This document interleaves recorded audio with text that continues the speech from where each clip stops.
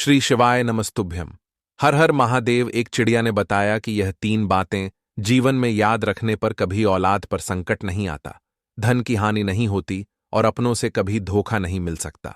तो दोस्तों, इस कहानी को ध्यान से सुने और समझे। तो चलिए कथा शुरू करते हैं।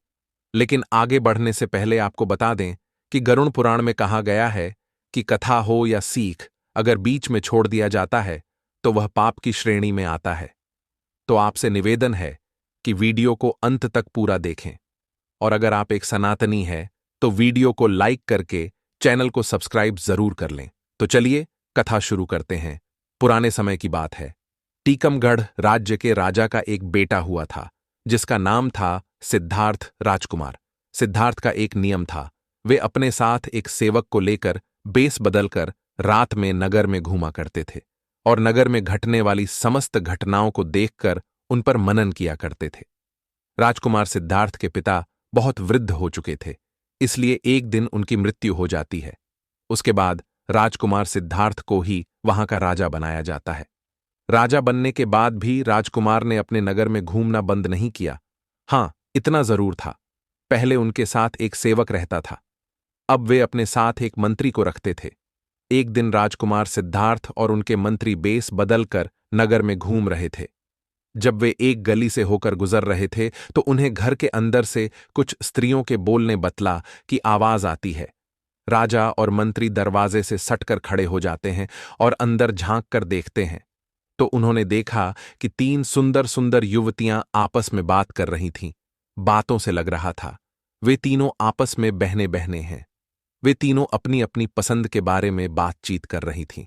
बड़ी बहन कहती है, बहनों, मुझे तो स्वादिष्ट भोजन खाने का बड़ा शौक है। मैं तो अपना विवाह किसी राज्य के रसोइये से कराऊंगा, दिष्ट भोजन खाने को मिलता रहे। तब मझली वाली कहती है, हे बहनों, मैं तो अपना विवाह किसी राजा के बड़े अधिकारी से करना चाहती हूं। अगर मेरा विवाह राजा के मंत्री से हो जाए, सेनापति से हो जाए या कोतवाल से हो जाए तो मैं अपने आप को बहुत धन्य समझूंगी। छोटी बहन उनकी बातें सुनकर चुपचाप बैठी रही। तब उन दोनों बहनों ने अपनी छोटी बहन से पूछा कि बहन, तुम चुपचाप कैसी बैठी हो, तुम भी अपनी पस बताओ। तो छोटी बहन कहने लगी, बहना, आओ, मेरा काम नौकर चाकर से नहीं चलेगा। मैं तो अपना विवाह राजा से करूंगी ताकि तुम दोनों के पतियों पर मैं हुक्म चला सकूं, और मैं इतना चाहती हूं कि राजा से मेरे एक ऐसा बेटा पैदा हो जो हंसे तो फूल झड़े, रोए तो आंखों से मोती टपके, जिसके एक ओर के केस सोने के हो तो दूसरी ओर के चांदी के। बस ऐसा मेरा सपना है। छोटी बहन की बात सुनकर वे दोनों बहनें ठठ मारकर हंसने लगीं और कहने लगीं, बहन, तू तो हमेशा पागलों की तरह बात करती है। तीनों बहनों की बातचीत राजा और मंत्री द्वार पर खड़े सो रहे थे। तीनों की बात सुनकर राजा को बड़ा आश्चर्य होता है। राजा ने मंत्री से कहा, मंत्री जी, इस घर को अच्छी तरह से पहचान लो और कल सुबह इन तीनों बहनों को दरबार में बुलवा, मुझे इनसे कुछ पूछना है। मित्रों, राजा की आज्ञा का पालन हुआ। अगले दिन मंत्री ने तीनों बहनों को राजा के दरबार में बुला लिया।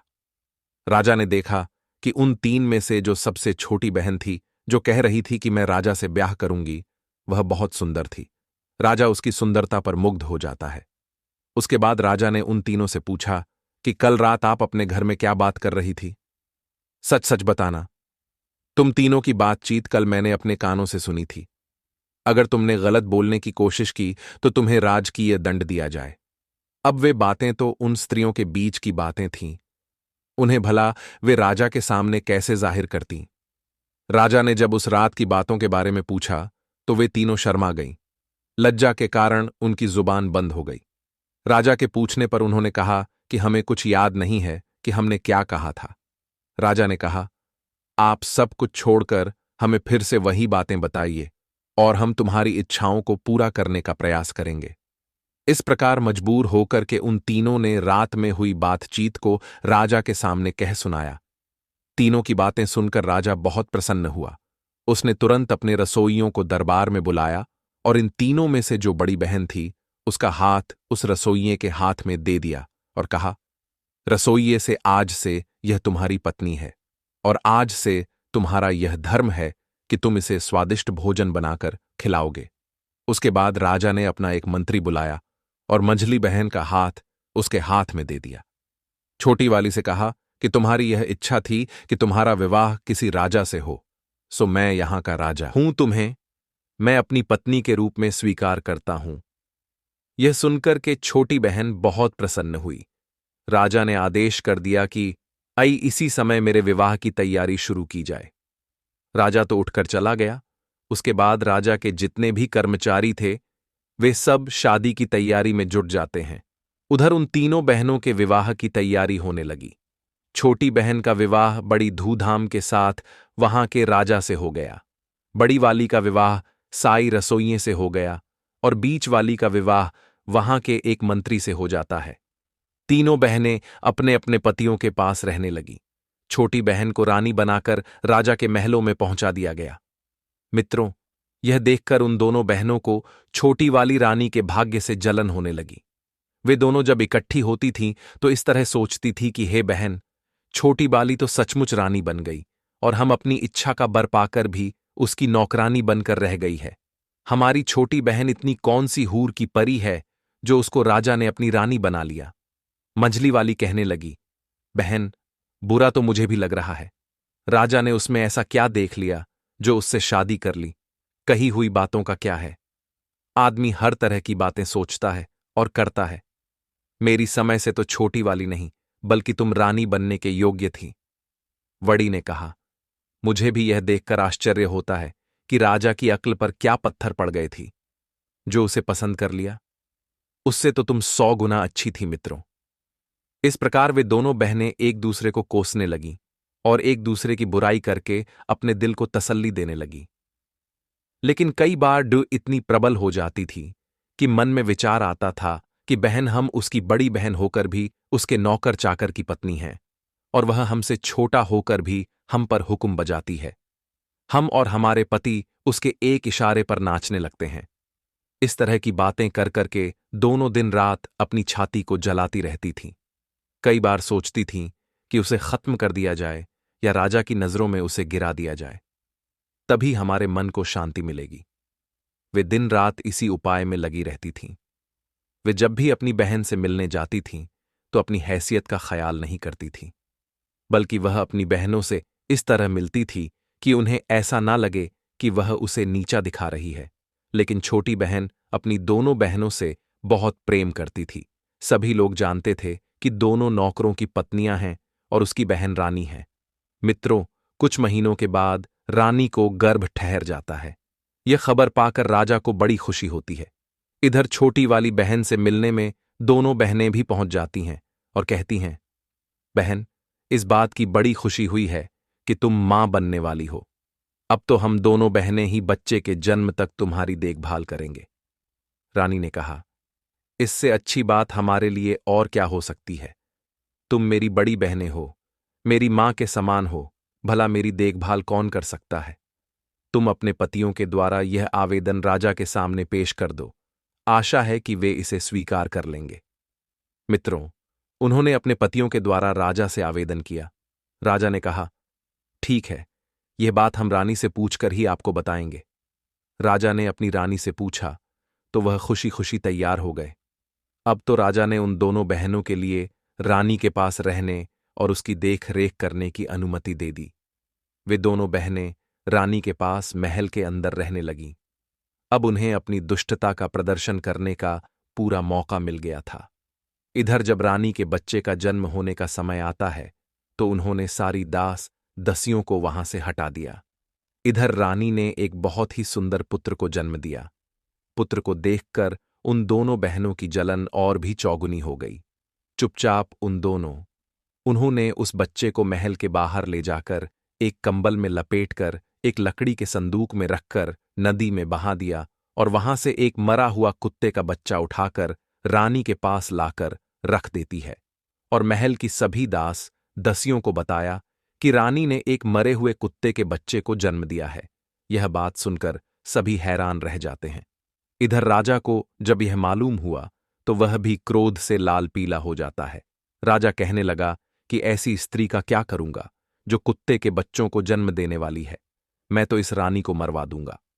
राजा को ऐसा कहता देखकर मंत्री ने उसे समझा बुझाकर शांत किया। इधर वह संदूक नहर में बहता हुआ जाने लगा। नहर जो थी वह राजा के बगीचे से होकर जाती थी। बगीचे की रखवाली के लिए जो सिपाही नियुक्त किया गया था, उस सिपाही का घर भी नहर के किनारे बना हुआ था। उसने नहर में जाते हुए एक लकड़ी के संदूक को देखा तो उसे निकाल लिया। उस संदूक को खोल कर देखा, उसमें एक अत्यंत सुंदर तेजवान बालक लेटा हुआ था। बालक को देखकर सिपाही बड़ा हैरान होता है कि इस बालक को नहर में भला किसने छोड़ दिया है। उस सिपाही ने ज्यादा सोच विचार नहीं किया कि बच्चा नहर में किसने डाला है, क्यों डाला है। उसके भी कोई संतान नहीं थी, इसलिए वह उस बच्चे को उठाकर अपनी पत्नी के पास ले आया और बोला, भाग्यवान, आज हमें भगवान ने एक बच्चा दिया है। बच्चे को पाकर उसकी पत्नी भी बड़ी खुश हो जाती है। उस दिन के बाद बिना किसी से चर्चा किए उस सिपाही की पत्नी उस बच्चे का पालन पोषण करने लगती है। धीरे धीरे 1 वर्ष बीत जाता है। उधर दूसरे वर्ष रानी ने फिर एक और पुत्र को जन्म दिया।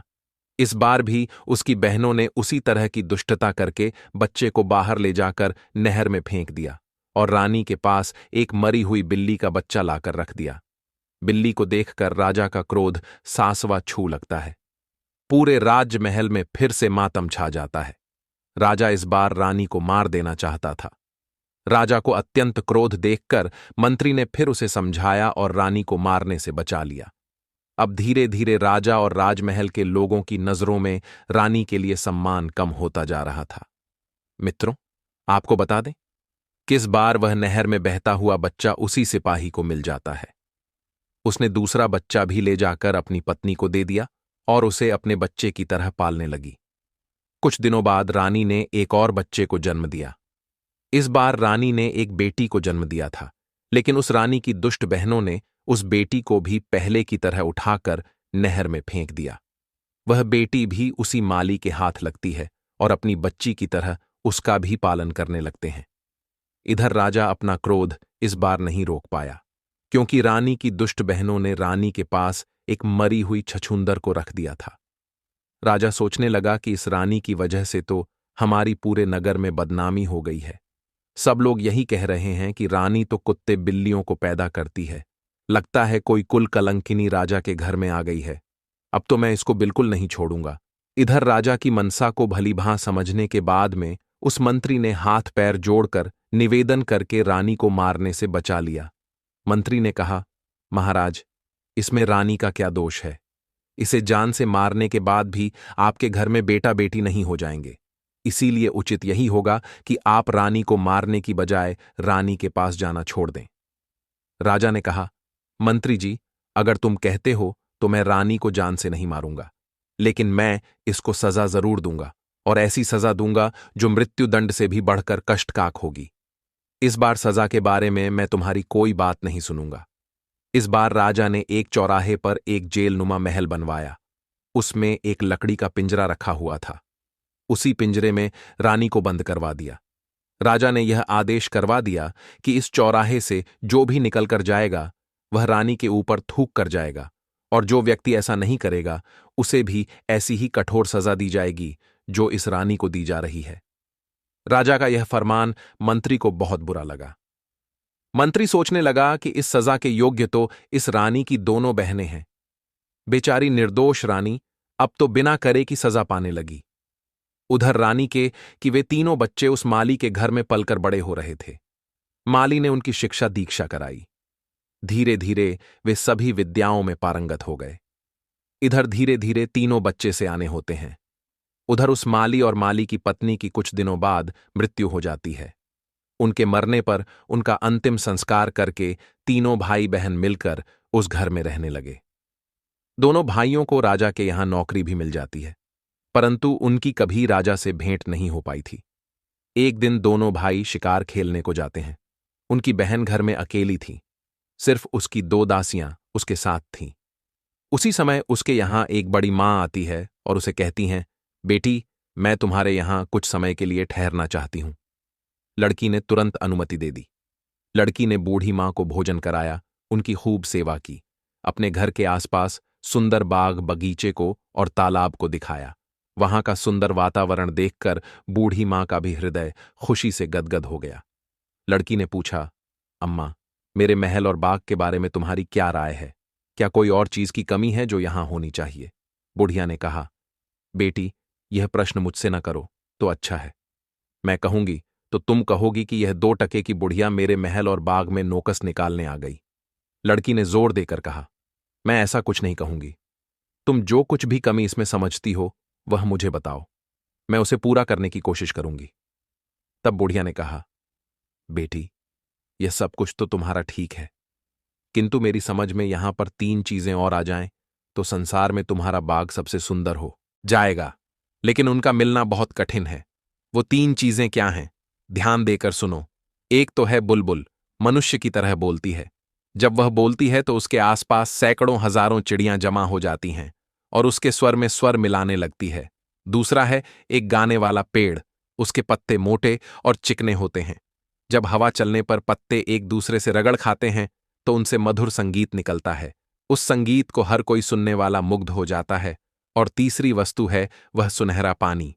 उसकी एक बूंद किसी बर्तन में रख दी जाए तो बर्तन अपने आप भर जाता है और फिर उसमें से एक फव्वारा सा निकलता है जो कभी नहीं रुकता, क्योंकि वह पानी लौटकर उसी बर्तन में गिरता रहता है।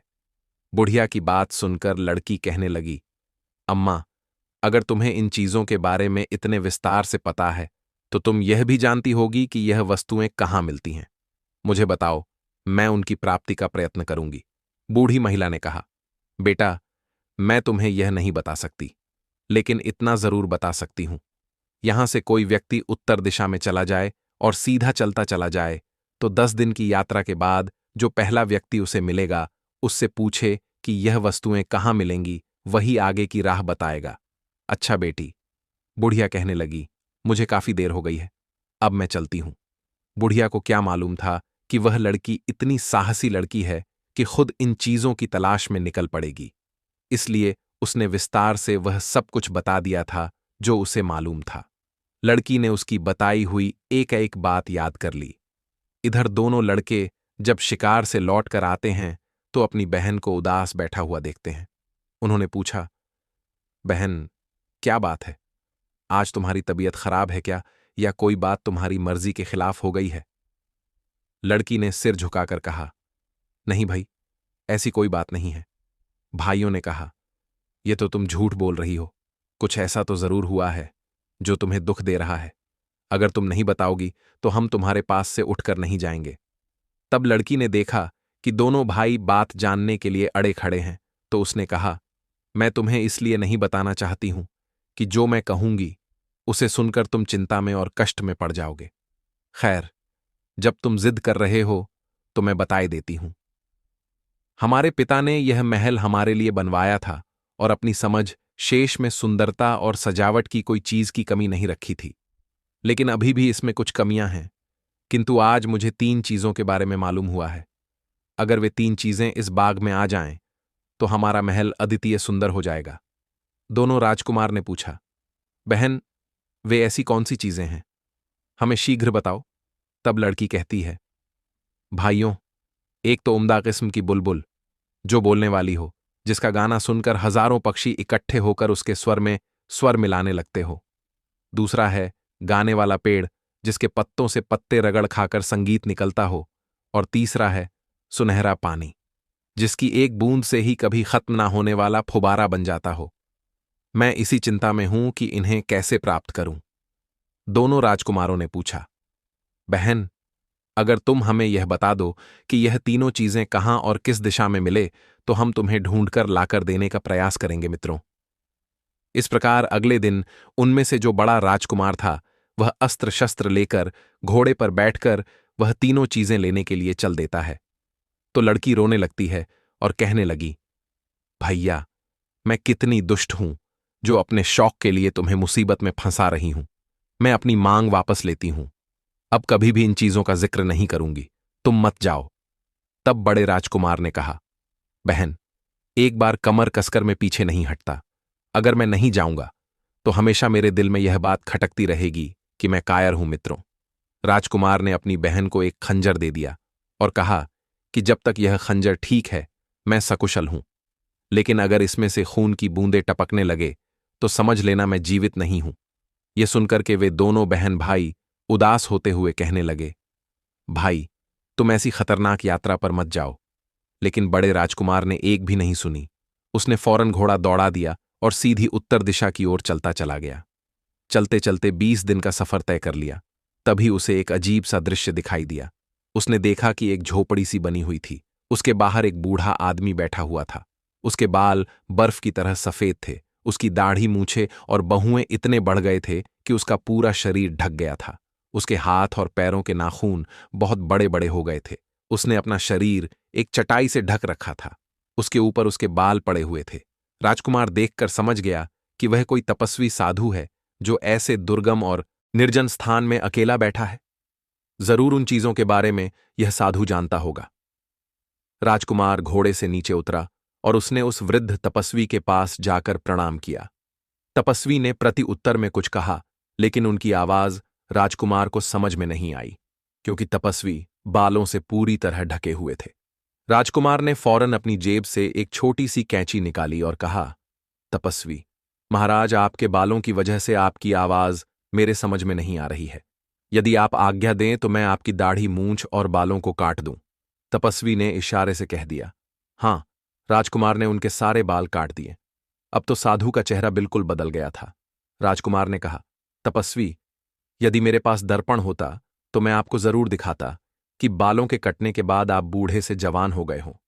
राजकुमार की ऐसी बातें सुनकर तपस्वी मुस्कुराया और बोला, बेटा, मैं तुम्हारी सेवा से प्रसन्न हूं।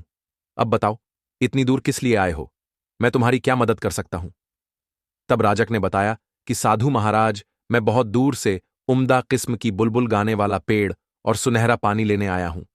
आप मुझे बताएं कि यह वस्तुएं मुझे कहां मिलेंगी। राजकुमार की बात सुनकर साधु चुप हो गया। राजकुमार ने पूछा, महाराज, आप चुप कैसे हो गए? कृपया कुछ तो बताइए। यदि नहीं पता है तो आप मना कर दो।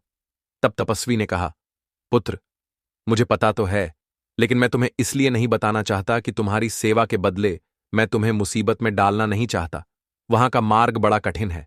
सैकड़ों लोग वहां गए, लेकिन कोई लौट कर नहीं आया। इसीलिए मैं तुमसे कहता हूं, जहां से आए हो वहां वापस चले जाओ। राजकुमार ने कहा, बूढ़े बाबा, मैं जाने के लिए नहीं आया हूं।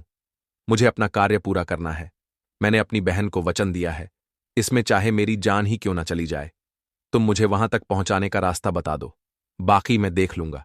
तुम मेरे युद्ध कौशल पर विश्वास करो। तपस्वी ने कहा, बेटे, यही तो मुश्किल है कि तुम्हें युद्ध कौशल दिखाने का अवसर ही नहीं मिलेगा। तुम्हें जो जो शत्रु मिलेंगे वे सामने से मुकाबला नहीं करते हैं, बल्कि छुपे तौर पर वार करते हैं। राजकुमार ने कहा, मैं छुपे तौर पर वार करने वालों से भी निबट अच्छी तरह से जानता हूं। आप मुझे वहां जाने वाला रास्ता बता दीजिए। बस मित्रों, तपस्वी ने उसे बहुत समझाया, लेकिन राजकुमार ने अपनी जिद नहीं छोड़ी। तब तपस्वी ने अपने झोले में से एक गेंद निकाली और कहा, मुझे तुम्हारे जीवन का बहुत अफसोस हो रहा है, लेकिन तुमने जिद पकड़ ली है तो अपना भला बुरा तुम स्वयं ही जानो। तुम घोड़े पर सवार होकर के इधर को जाओ और उस गेंद को भूमि पर गिरा दो। यह गेंद खुद ही लुढ़क लगेगी और तुम के पीछे पीछे चले जाना। जब तक यह लुढ़क रहे तब तक तुम चलते रहना। एक पहाड़ के नीचे जाकर यह गेंद रुक जाएगी। वहीं एक पेड़ से तुम घोड़े को बांध देना और फिर आगे पहाड़ पर चढ़ने लगना। तुम्हारे दोनों ओर काले पत्थर दिखाई देंगे। तुम उन पर ध्यान मत देना। इस दौरान तुम्हें पीछे से कई आवाजें सुनाई देंगी। तुम्हें कुछ धमकियां, कुछ गालियां सुनाई देंगी। तुम उन्हें अनसुना कर देना। अगर तुमने एक बार भी डर कर पीछे की ओर देखा तो तुम और तुम्हारा घोड़ा दोनों काले पत्थर के रूप में बन जाएंगे।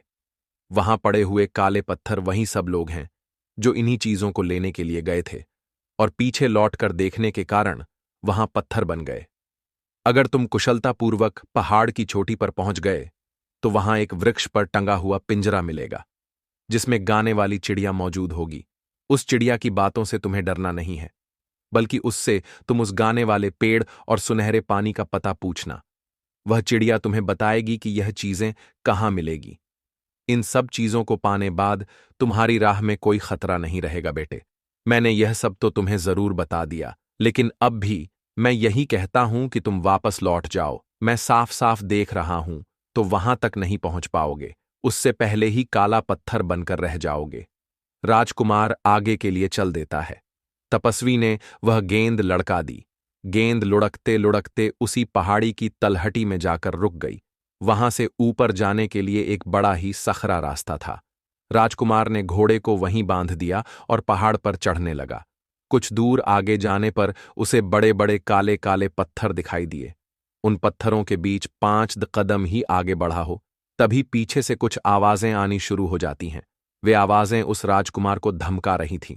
कोई आवाज कह रही थी, कौन है बेवकूफ जो आगे जा रहा है। कोई आवाज कहती थी, पकड़ो इसे। कोई कहती थी, यह कितना बड़ा दुष्ट है, इसे पकड़कर मार डालो। कोई उस पर चीखती थी, कोई चिल्लाती थी, कोई कहती थी, इसे घेर लो जरूर, ये उस चिड़िया को चुराने आया है।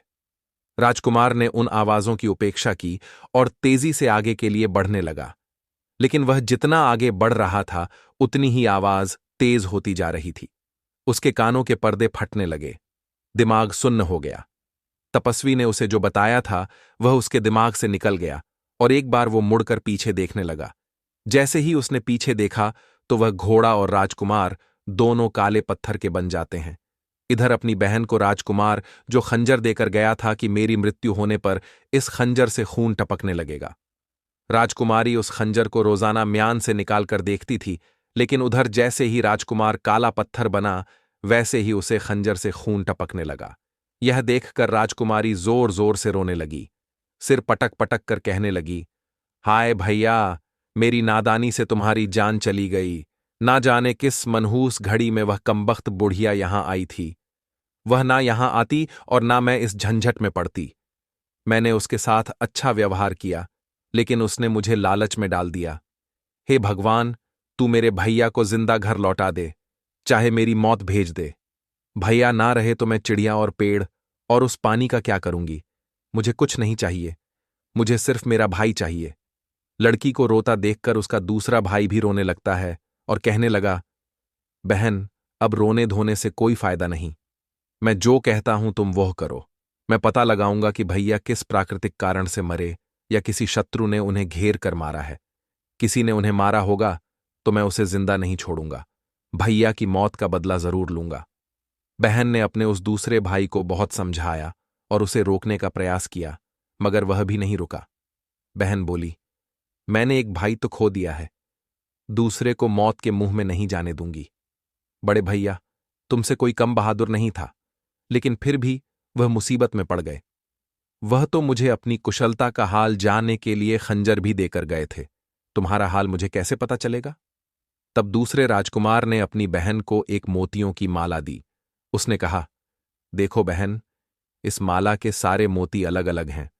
जिस दिन इनके मोती एक दूसरे से चिपक जाएंगे तो समझ लेना कि मैं दुनिया में नहीं हूं। ऐसा कहकर के दूसरा राजकुमार भी घोड़े पर बैठ करके चल देता है और 20 दिन की यात्रा करके वह उन्हीं आरशी के पास पहुंच जाता है। आरशी को प्रणाम करके उसने पूछा कि आप मुझे बता सकते हैं कि बोलने वाली चिड़िया और गाने वाला पेड़ और सुनहरा पानी कहाँ मिलेगा? तपस्वी ने कहा, बेटा, वह राह तो बड़ी खतरनाक है। तुम वहां जाने की बात छोड़ दो और घर वापस लौट जाओ। वहां अभी तक जितने भी लोग गए हैं, कोई भी लौटकर नहीं आया है। कुछ दिन पहले एक नौजवान आया था, देखने में बिल्कुल तुम्हारे जैसा था। मैंने उसे भी बहुत समझाया, वह भी नहीं माना और वह भी अभी तक लौटकर नहीं आया है। तब राजकुमार ने जवाब दिया, वह मेरा बड़ा भाई था और यह मैं जानता हूं कि अब जीवित नहीं है, लेकिन मैं यह नहीं जानता कि वह कैसे मरा है।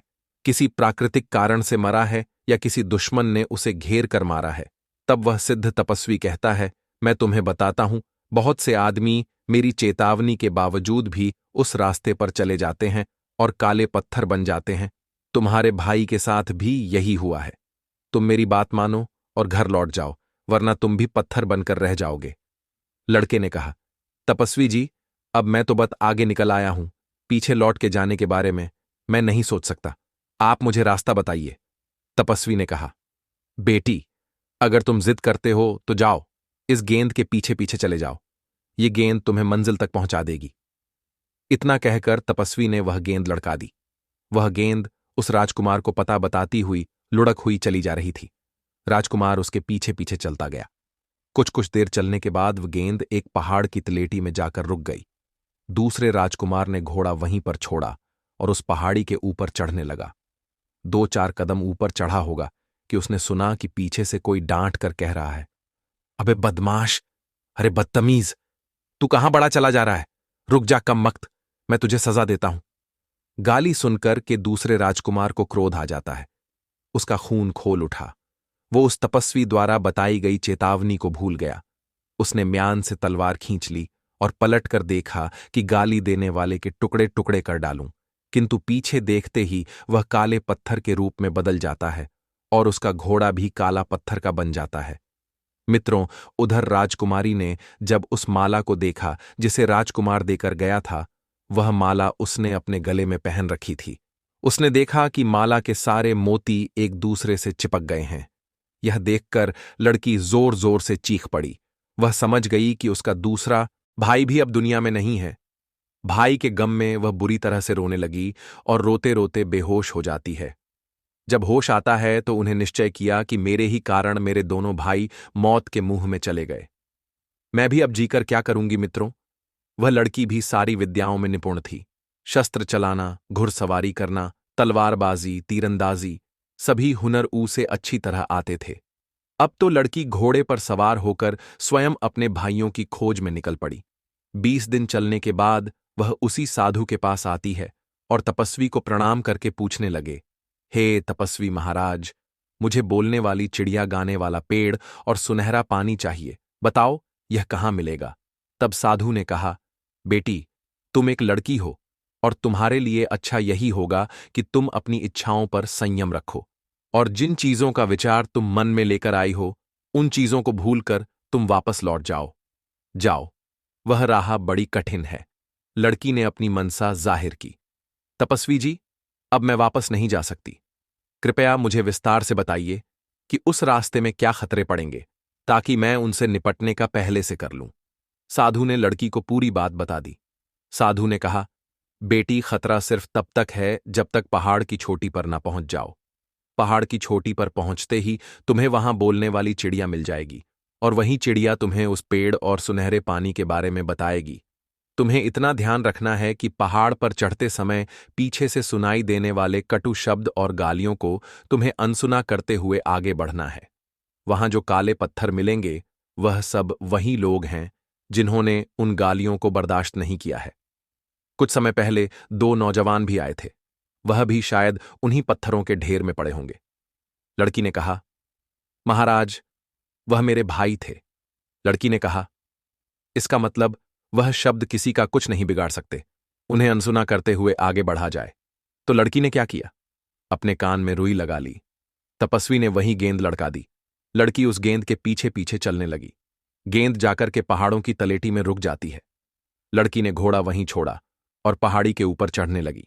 तभी पीछे से बड़ी भयानक आवाजें आने लगती हैं, किंतु लड़की के कानों में रुई लगी थी। इस कारण से वे आवाज उसे सुनाई नहीं दे रही थी। लड़की लगातार आगे को बढ़ती जा रही थी। आवाजें धीरे धीरे बहुत तेज होती चली गई। लड़की उन गालियों को सुनती गई और सहन करती गई। आखिरकार वह उस पहाड़ की चोटी पर चढ़ ही गई। वहां जाकर उसने देखा कि एक पिंजरे में एक सुंदर चिड़िया मधुर सुर में गा रही है।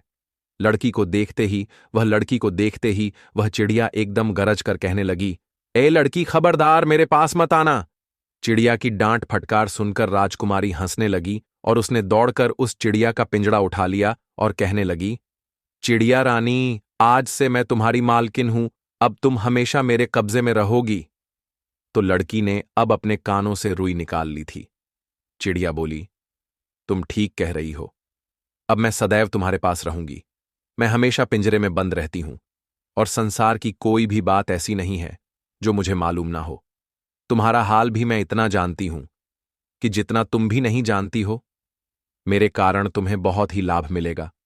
अब तुम मेरी मालकिन हो और मैं तुम्हारी सेवा करूंगी।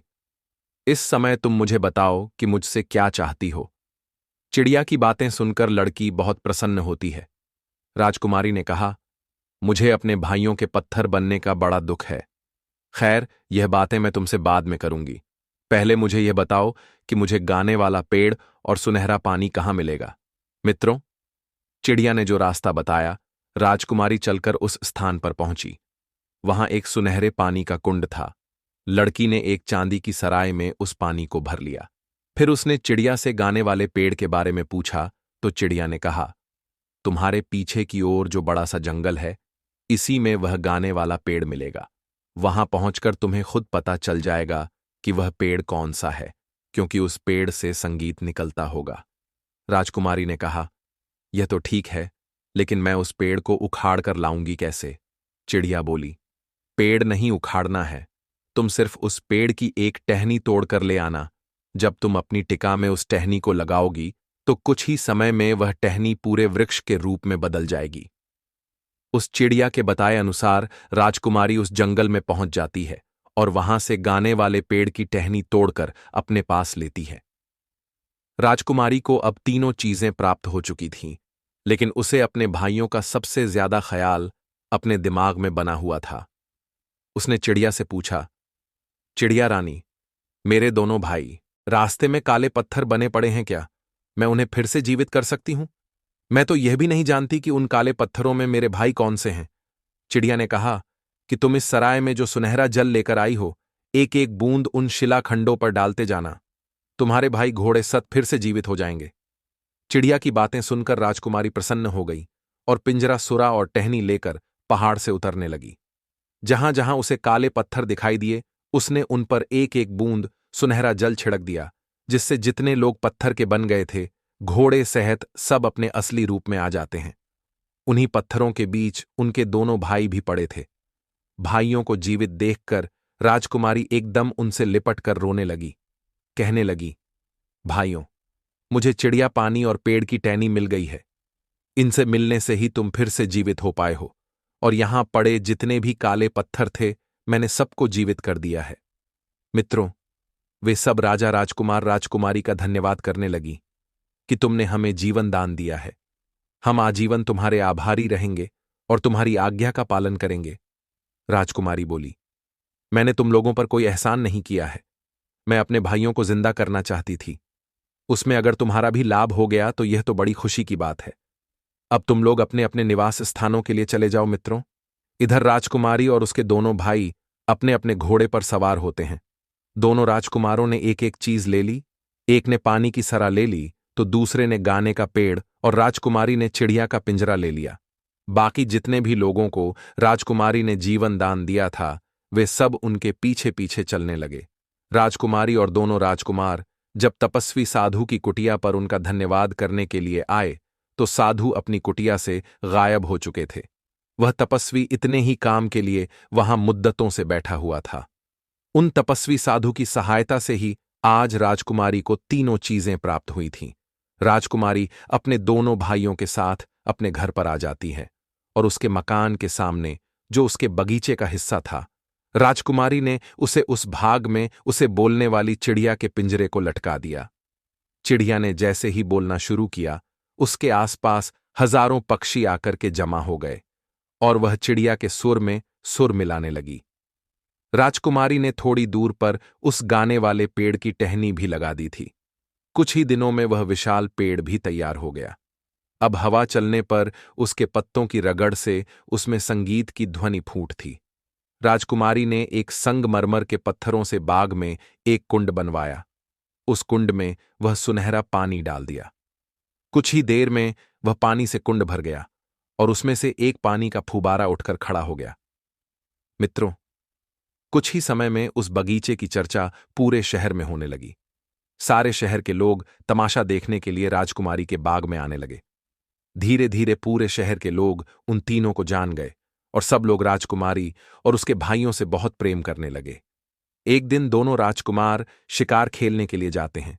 सहयोग से उसी समय उसी जंगल में वहां का राजा भी शिकार खेलने के लिए आता है। अचानक दोनों राजकुमार राजा के सामने आ जाते हैं। दोनों राजकुमारों ने राजा को प्रणाम किया। वे दोनों राजकुमार इतने सुंदर थे कि उनकी सुंदरता को देखकर राजा उन्हें देखता ही रह जाता। उसने उनका नाम और निवास स्थान पूछा। दोनों राजकुमारों ने हाथ जोड़कर कहा, महाराज, हम लोग आपके भूतपूर्व सिपाही के पुत्र हैं। हमारे पिता अब इस दुनिया में नहीं हैं।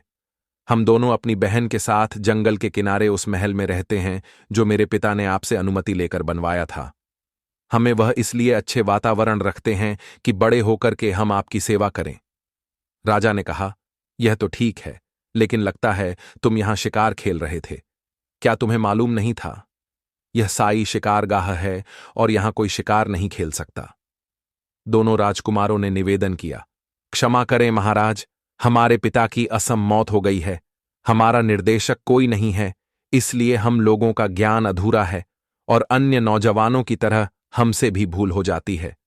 मित्रों, राजकुमारों की राई भरी बातें सुनकर राजा मुस्कुरा जाता है।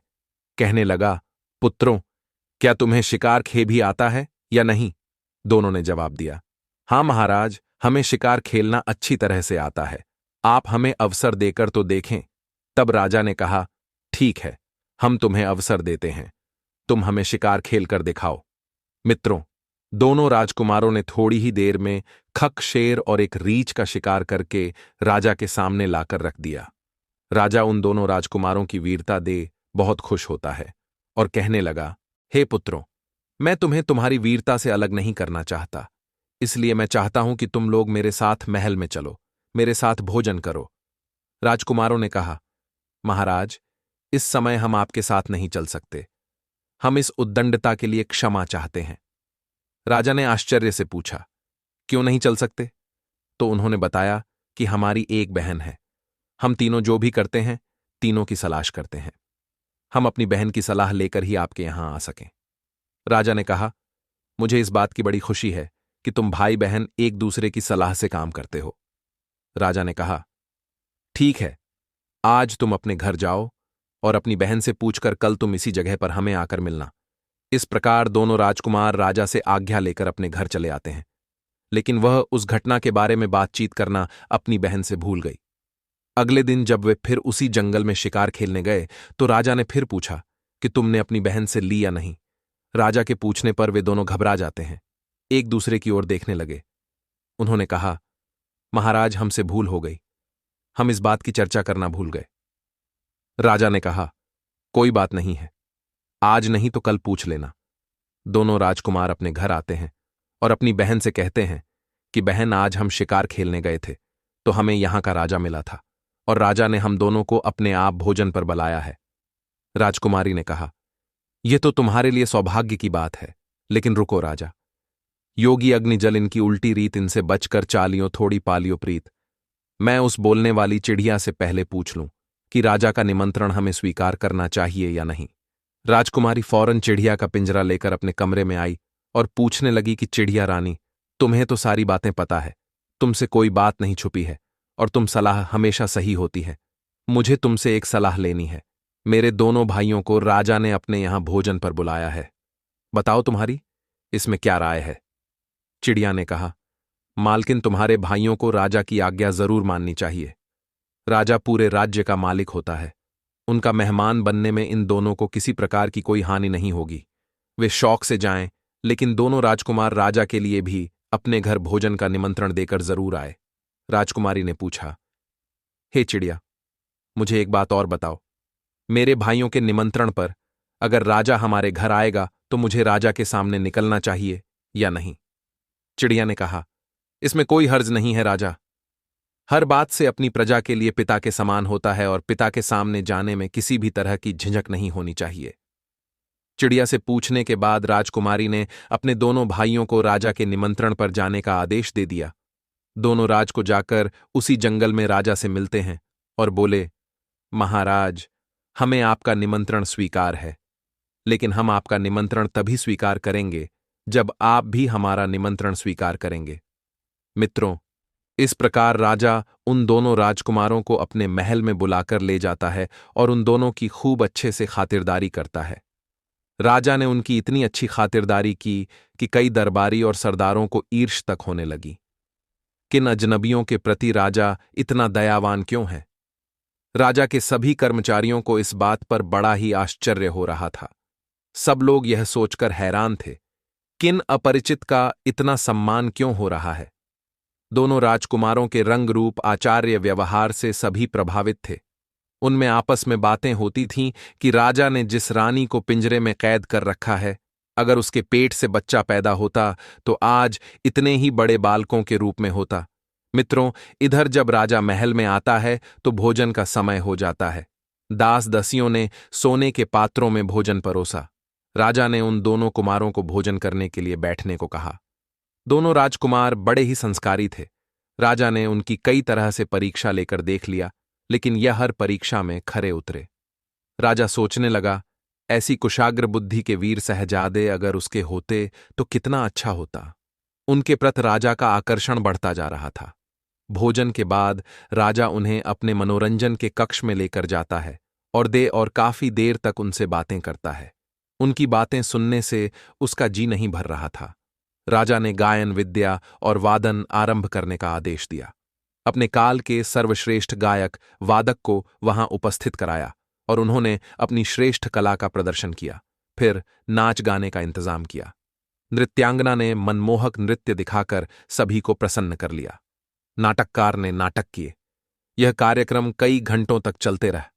उसके बाद जब संध्या होने को आई, तब दोनों कुमारों ने राजा से अपने घर जाने की आज्ञा मांगी और राजा से कहा कि महाराज, अब आप भी हम दोनों गरीबों की कुटिया में पधार कर हम पर कृपा करें। राजा ने उनका निमंत्रण स्वीकार कर लिया और बोला, मुझे तुम्हारे यहां कुछ आकर प्रसन्नता हुई है। मैं तुम्हारी बहन से जरूर मिलना चाहूंगा।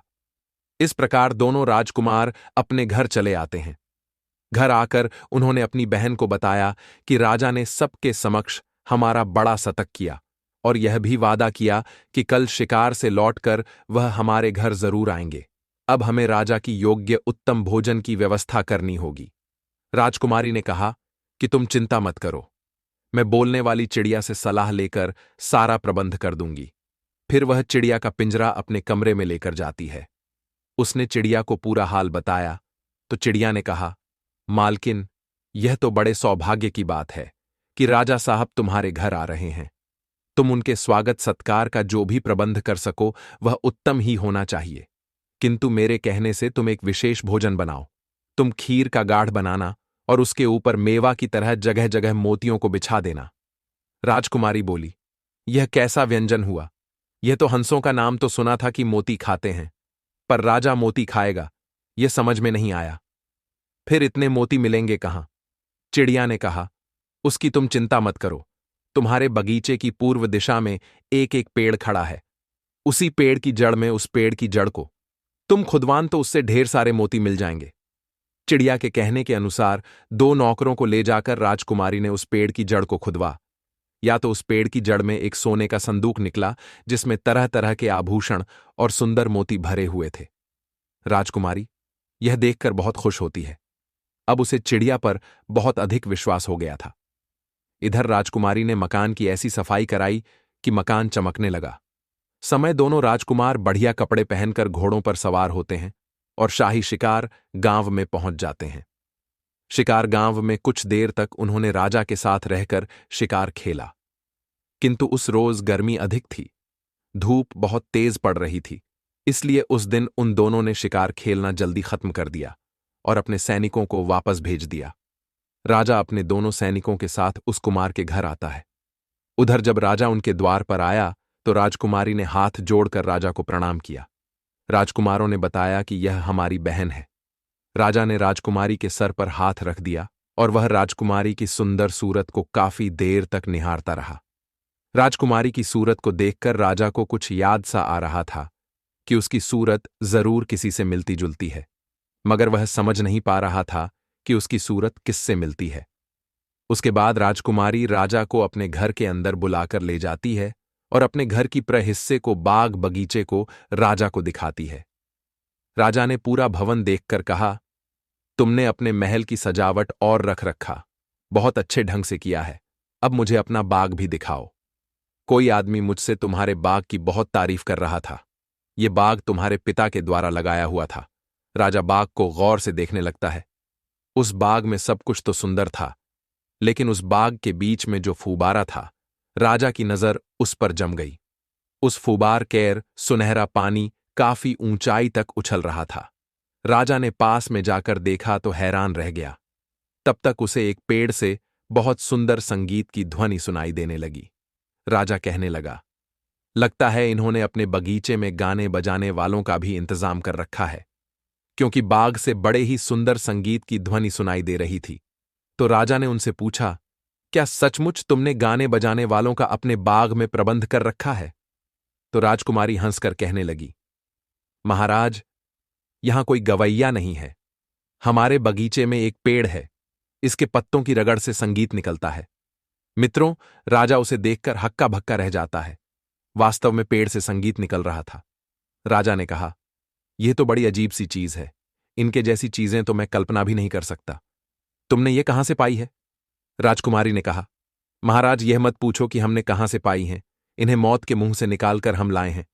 राजकुमारी ने राजा से कहा, मेरे पास एक और अजीब चीज है जिसे आप और देख लें। वह एक चिड़िया है जो आदमी की तरह बोलती है, और जब यह गाती है तो सारे पक्षी जमा हो जाते हैं और इसके सुर में सुर मिलाते हैं। राजा उस चिड़िया को बड़े ही गौर से देखने लगा। जब वह चिड़िया को देखता है तो फिर उसे बीती हुई बातें याद आने लगती हैं। फिर उस चिड़िया ने सारी कहानी उस राजा को सुनाई जो पहले बीत चुकी थी। तो राजा अब बातें सुनकर अपना सर पकड़ लेता है और कहता है कि यह सारी बातें तो हमें रानी की बहनों ने बताई थीं, जो रानी की सगी। हमेशा ईर्ष्य रखने वालों से दूर रहिए, लोभी, लालची और कामी लोगों से दूरी बनाकर रखिए और किसी का अपमान मत करिए। आप हमेशा और आपका परिवार सदैव धोखों से और संकटों से बचा रहेगा। कभी धन की हानि नहीं होगी। तो मित्रों, इस तरह से राजा का पूरा परिवार इकट्ठा हो जाता है और फिर से राजा के घर में वह खुशी लौट आती है। रानी की सारी मुश्किलें कट जाती हैं। तो दोस्तों, मिलते हैं नेक्स्ट वीडियो में। तब तक के लिए धन्यवाद। हर हर महादेव। ओम नमः शिवाय।